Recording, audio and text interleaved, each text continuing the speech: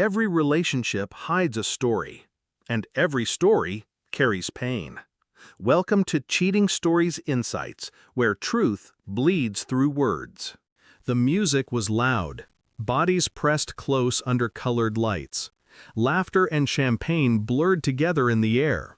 I reached for her hand, my wife's hand. She pulled away. When I leaned in, trying to kiss her cheek, she stiffened. Then she said it, too sharp, too dismissive for anyone not to hear. "Stop. You're embarrassing me. I don't want to look taken." The words didn't hit, they sliced. Clean, deep, precise. Something inside me went very still. I slipped my ring off without hesitation, walked to the nearest table, placed it down gently like a signature on a contract. Problem solved. Gasps followed me like shadows. I didn't stay to explain. I didn't need to. The room would do the work for me. By midnight, her single status would be the party's headline.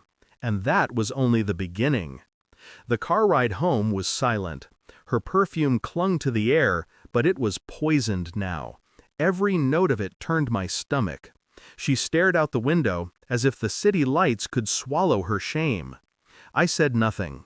Silence is a blade, sharper than rage. But inside, my thoughts ran cold and methodical. If she didn't want to look taken, then she already wasn't. This wasn't about a dance floor or a kiss. It was about how she wanted to be seen, unattached, free, available. The realization wasn't sudden. It was the confirmation of whispers I had ignored. Late-night texts she tilted away from me. Work trips that didn't line up with her company calendar. A smile she reserved for her phone, not me. Now, I stopped ignoring. I began collecting. Not shouting, not accusing, collecting. Her phone logs, receipts in her purse, her laptop left unlocked one careless night. Patterns emerged. A number she called too often. Messages deleted, but traces remained. Technology always keeps its ghosts. The name came slowly, piece by piece, until it was undeniable. A coworker. One she had mentioned in passing, harmlessly, months ago. I didn't confront her, not yet. The trap wasn't ready. I hired no one, trusted no one. I did it myself. Patient, precise. Every lie has a rhythm, and once you hear it, you can predict the next note. The rhythm led me to a hotel. Not expensive, not cheap. The kind chosen for convenience, not romance. Room 414. I stood in the hallway long enough to memorize the carpet's pattern. I didn't enter, didn't knock, didn't even try. I already knew. Instead, I walked away, calm, detached. The evidence was mine. The report came 2 weeks later, a folder, thick and heavy in my briefcase. Inside, everything. Timestamps, photos, screenshots. I waited. Timing is everything in surgery and betrayal. Her company held another event, this one smaller, quieter, a dinner meant to celebrate quarterly wins. She wore red, always red when she wanted attention. Between speeches and applause, I leaned across the table. My hand brushed hers, and for a moment her eyes lit up with practiced warmth.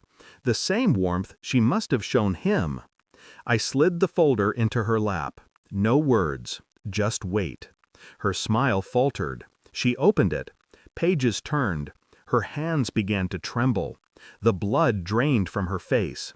Finally she whispered, "Where did you—" But I was already standing, already buttoning my jacket, already walking toward the door. Her voice cracked behind me, desperate now, begging. But desperation can't erase truth. Revenge didn't need fireworks. It needed precision.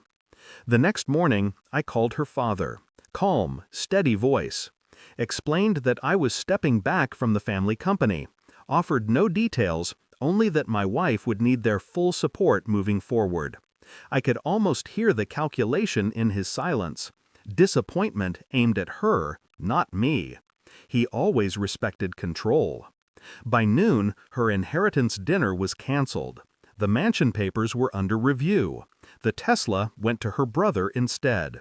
Quietly, without spectacle. The knife doesn't need to be seen to cut. She came home late, mascara streaked, clutching the folder like a bomb she couldn't defuse.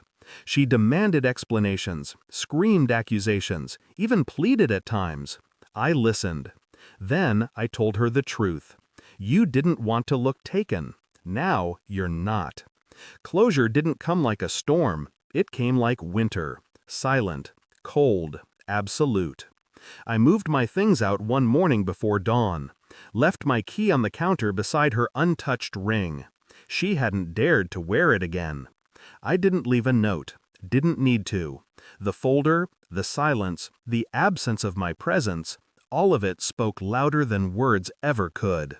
She wanted to be seen as single. Now she was. But not the way she dreamed. Not glowing under the lights, admired and envied. Alone. Exposed. Whispered about in the corners of every room she entered. As for me, I wasn't broken. I was sharpened. And when I closed the door behind me, I knew one thing with certainty. The cruelest revenge is not leaving scars. It's leaving nothing.